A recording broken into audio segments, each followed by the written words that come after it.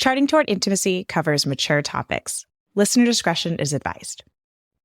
Charting Toward Intimacy covers mature topics. Listener discretion is advised. Have you ever heard someone say in reference to the 5 love languages that sex is my love language? Maybe it's your spouse or even yourself who has said that. That statement is completely false.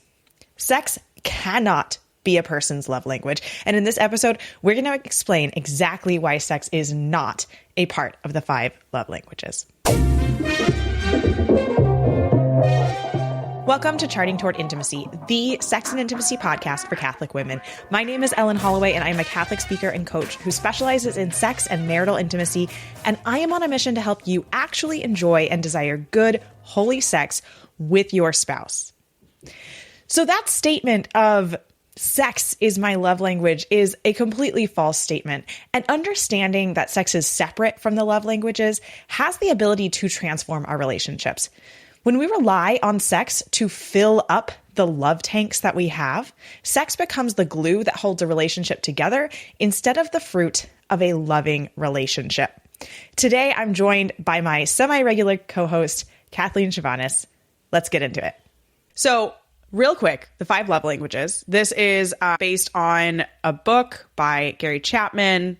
It has exploded into all sorts of other things. There's quizzes that you can take to find out your love language. The book is fantastic. I recommend the book to anybody.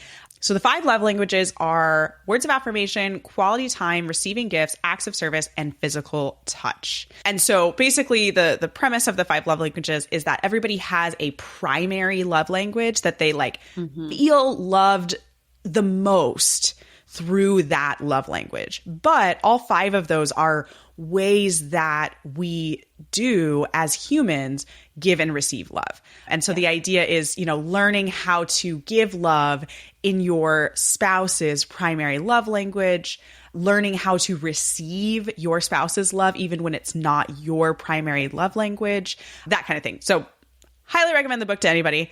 Kathleen and I know it well, know the quizzes well, that kind of thing. We love it. So, Sex, I see this a lot, and this is actually a misunderstanding that I had from the beginning of the role of sex in a relationship and how that plays in with the 5 love languages. So my misunderstanding, and this is what I see a lot, and this is where we're going to kind of maybe blow your mind of I've never heard someone say this before. I had this misunderstanding that sex and the love language, the primary love language of physical touch were so inherently connected that if somebody has the primary love language of physical touch, then they primarily feel love through sex and sex alone. Or they sex is up here and any other touch is way down at the bottom, is way less. That is not a true statement. And this is where we're gonna diverge from very common misunderstanding. And I think we're gonna really open you up to just a new understanding of the role of the love language of physical touch, because this is a very common love language for men. Very, very common. Now, of course, your husband might not be the primary love language of physical touch, and that's also normal, but it is very common. I see this a lot. I get notes a lot, on Instagram, or I get emails of my husband's primary love language is physical touch, which means he always wants sex. Those are 2 separate statements. My husband's primary love language is physical touch, and my husband always wants sex. Those are actually separate, but they have become connected because there has not been enough focus on his love language. Or we could switch this. If you're the woman listening and your primary love language is physical touch, and you currently feel like the only way that you feel loved is through sex, we're missing a huge part of filling your cup. That's language that Gary Chapman uses in the book of kind of your love tank, I think is the language he uses. We're missing out on filling that physical touch love tank if it feels like sex is the only way that you feel loved? I will say that we fell into this trap for way too long of a time, like an embarrassingly long time. I would even joke, like when we would do pre-Cana talks and things, you know, we always end up doing the NFP talk. And I would joke about how like my husband's love language is sex. It's not physical touch. It is just sex. And I would joke about it all the time. And I will say that it can really lead to a really difficult place. And here's the reason why I want you to like think of this. And actually I had this conversation with a friend where it like really just made everything so clear to me that like, wait a minute, sex cannot be a love language. Like it doesn't make sense. Because when you think about it, like you could be someone whose primary love language is words of affirmation, right? Your spouse could be someone whose primary love language is acts of service, right? It may not come naturally to you to perform acts of service, to love your spouse through performing acts of service. But you can still force yourself to do that and ultimately grow in virtue, right? And same thing with your spouse. Maybe doesn't come naturally to them to give words of affirmation, but in forcing themselves to do that, you feel loved, right? And they grow then in their ability to love and in virtue. Mm-hmm. When you're talking about sex as a love language, that to force yourself to have sex is not the ideal ever, right? Like, no, so not. it's like, right. So it's kind of like, oh, well, I don't really like love. It feels kind of weird. I don't know, to like love in that way. But if that's how you feel loved, like, I guess I just have to do it. Like there's very little virtue building and also very little love experiencing, right? Like when your spouse feels like it is a chore for you to have sex with them. Yep. Right? Like that's a problem. When they see that it seems like a chore for you to give them words of affirmation, that can be taken much more generously. Like, wow, I understand that this is really hard for you and you're trying and I feel so loved by that. Right? But when it's like, oh, you don't want to have sex, but you're giving it to me anyway. Like, wow, I feel great. Right? Like it doesn't have the same, it doesn't translate in the same way. I think that really what we need to start looking at are the love languages. And I will say for my husband, I don't think he realized that he had other love languages. And that could be the case with a lot of other people, right? Like you hear of the love languages. And I think for men, sometimes they could be like, oh yeah, no, it's just sex. Like forget all that other stuff. Like just give me sex. Right. And that was a trap. I sort of assumed then like, oh, well, he really just feels loved through sex and like nothing else. Okay. So I never focused too strongly on loving him through the other love languages because it was just like, oh, he just feels loved through sex. But it took him time to even realize that that was not cutting it. That it wasn't just about having sex, right? But it was about experiencing true and deep and meaningful love, which, you know, doesn't have to happen in sex, right? I think, unfortunately, right? And I think that if we start, it's so important that we first of all start to recognize what our love languages are. So if you don't know what yours is or your spouse doesn't know what theirs is, read the book, take the quizzes, like really kind of uncover that piece of yourself. Because then ultimately in learning to speak each other's love or to love through the other's love language, right? You grow in this intimacy that culminates in total self-gift, right? Yes. So sex is really like the culmination of speaking each other's love languages. And let's talk about let's look at sex. A lot of times we see sex as this like physical act because it's a very physical act. And I think that's where this kind of misunderstanding can really easily come from, because we look at sex and we're like, this is a physical act. These are two people physically touching each other, physically inside of one another, right? Yeah. You know, this is a physical thing, right? And so then we just like associate it with that love language of physical touch. But we know as Catholics, and we know just as humans, I mean, this is just like, this is a deep human thing. You talk to secular people, and you really get into it about sex, they know it's more than a physical like thing only. They know that there is more attached to it.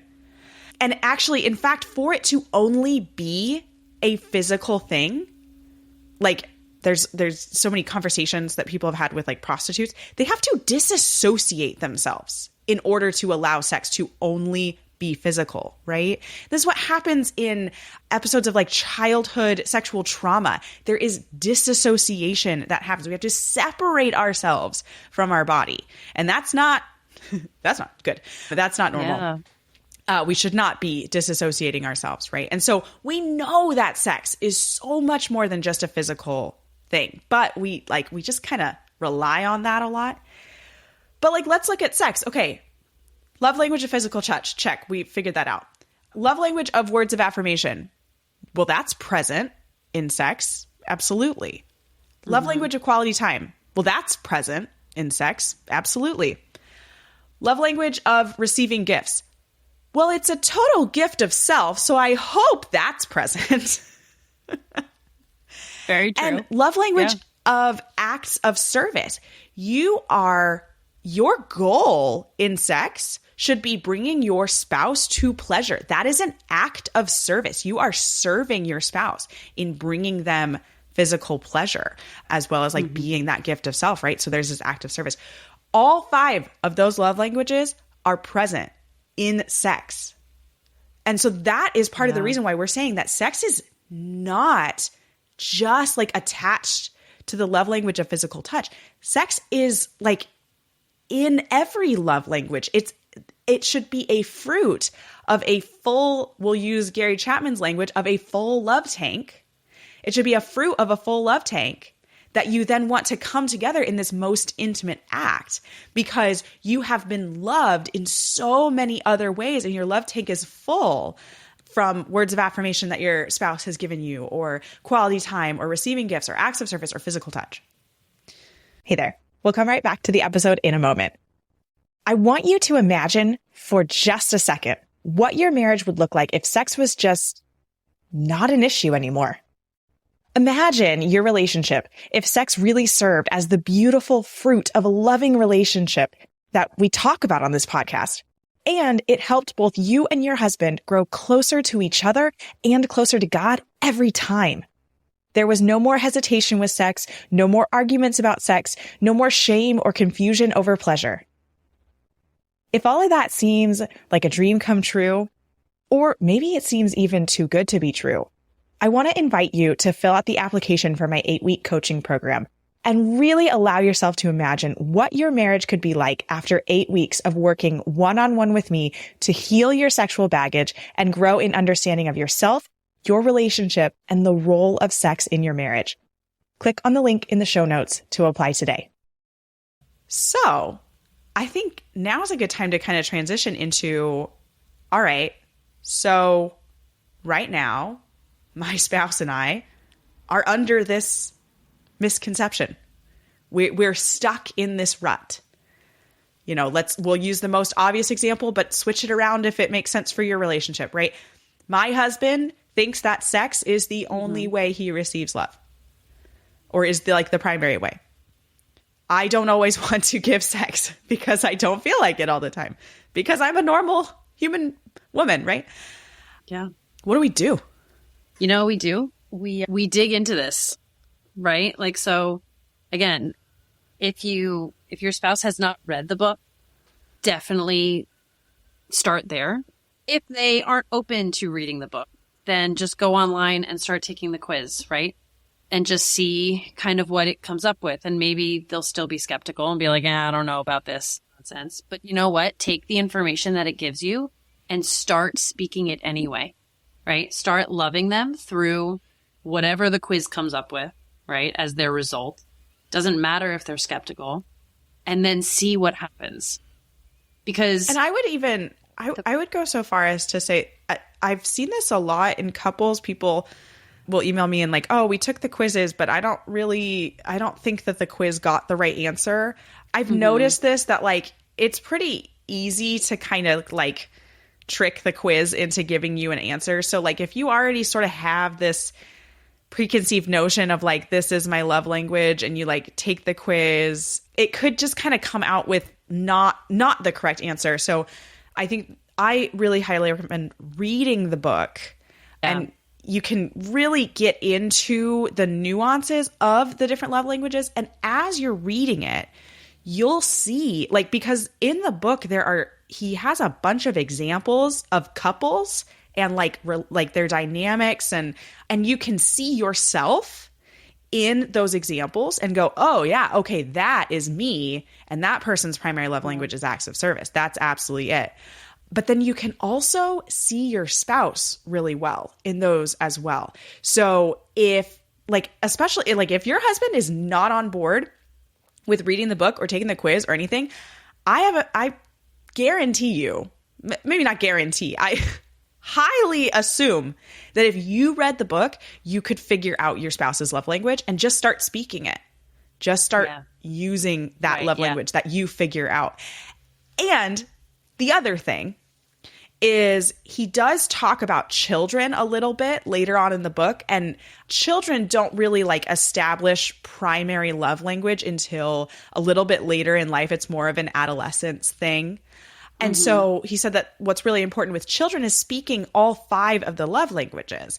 And that's something that's also important as adults as well, because just because we have a primary love language doesn't mean that we don't feel loved at all through the other love languages. It's just that we have a primary one. So if you're really completely unsure of what your spouse's love language is, just every single day, actively pursue all 5.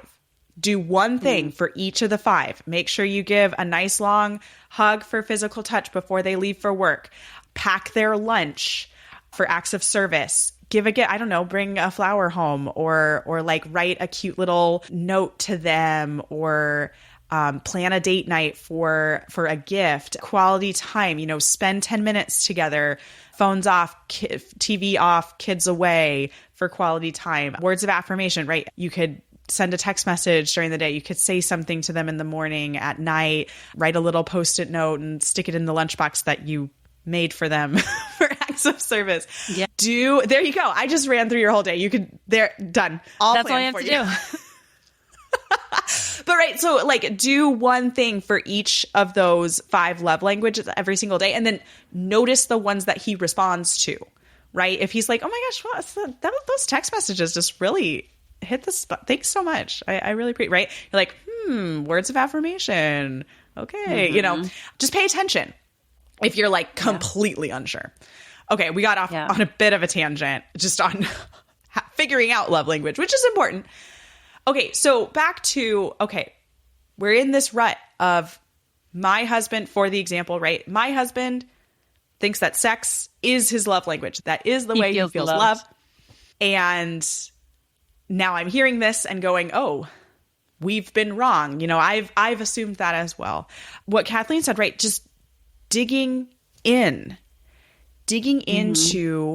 those love languages, and that dig into that situation and focus on every single day. Ask yourself, how can I love my spouse today?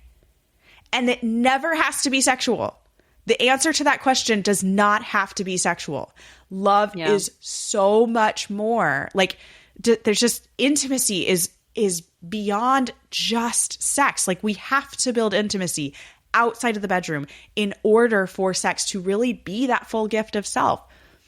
Because if you're begrudgingly having sex, if you're having sex simply because this is my husband's love language and that's the only way he feels love, and so I have to show him love because I'm his wife.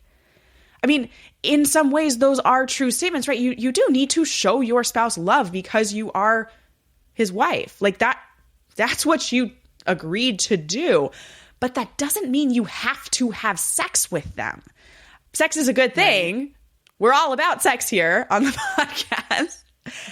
But showing your spouse love does not default mean having sex with your spouse. I think that is like so evidenced by the fact that, I mean, I think we've said it on this podcast before that like nobody died from having sex, right? Like nobody ever died from a lack of sex.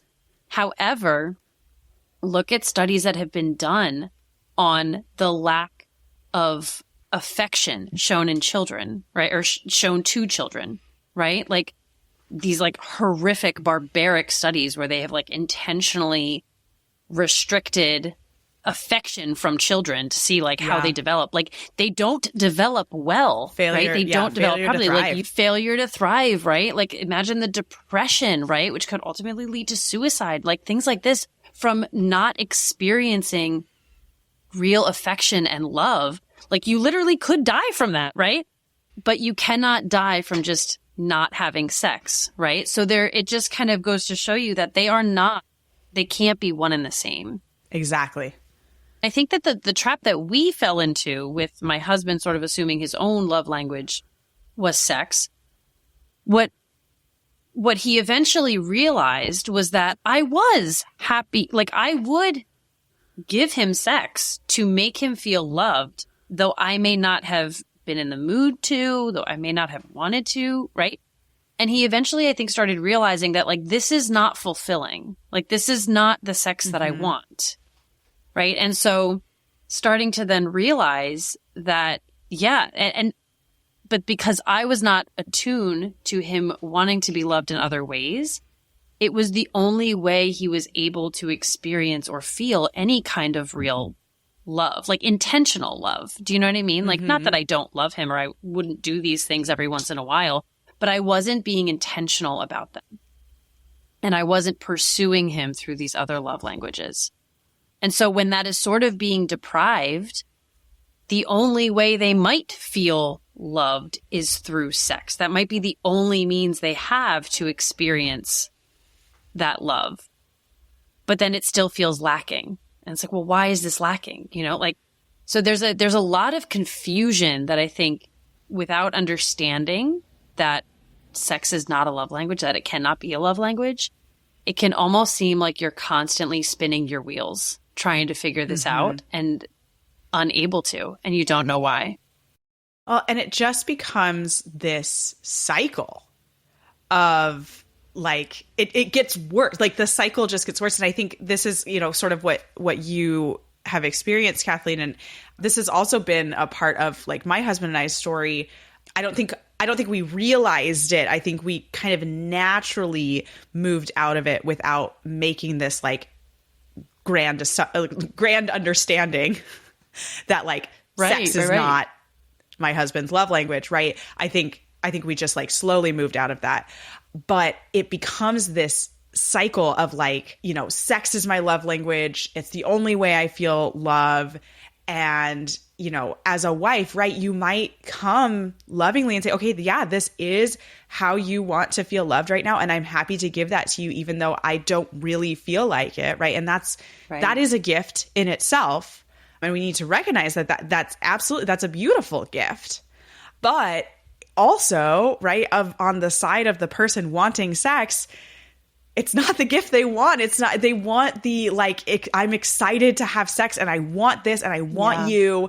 And like, this is, you know, they want that beautiful, just full excitement about it and desire and all of that, which it just doesn't really come when you're giving sex as more of that, like, it's just not something I'm desiring right now. And so when we're able to really fill up, again, using Gary Chapman's love tank, right? When we're able to fill that love tank so full to the point of overflowing, sex makes sense. It's the only thing that makes sense for a couple to go and do then, because your love tank is so overfull that love is just spilling out into deeper and deeper intimacy. And that's what sex is. And we've said this before, that sex should be the fruit of a deep intimacy. It should not be the glue that is holding your marriage together. And I think a lot of marriages rely on sex to be that glue that holds marriages together. And that's when we get that similar situation of one spouse really wants sex and the other just doesn't really feel like it, but gives sex out of a want of, giving love. Right. We're not talking about a duty situation here. We're not talking about a feeling of coercion or I have to do this because it's my duty. We're talking about more of that, like, I'm happy to give this. I just don't really want to. That situation, which is a little different. And there's nuance there. We won't get into it in this episode, but maybe in a future episode, we can talk about the differences there. But that situation, it's not ideal. It's not ideal for either side. Mm-hmm. I think I say this in my orgasm course of like, if you want to actually desire sex, you have to be having sex that is desirable. Mm-hmm. Right. Yeah. And so, there's so much to sex that we just don't even unlock. We just don't even open up to, because we're kind of focused on like making sure that we're having sex in order to just like meet the baseline of like amount of love that everybody needs. Yeah. And that's just not the way to approach sex. Thanks so much for listening. If you are not already following us on Instagram, be sure to check us out at Charting Toward Intimacy. And if you listen to podcasts on a platform that gives you the option to rate or review, we'd love for you to do that because it helps us spread the word about the podcast. If you ever have questions, comments, or episode topic ideas, please reach out to us. We love to hear from you. You can reach out on Instagram or send us an email. Our email is in the show notes. Until next time.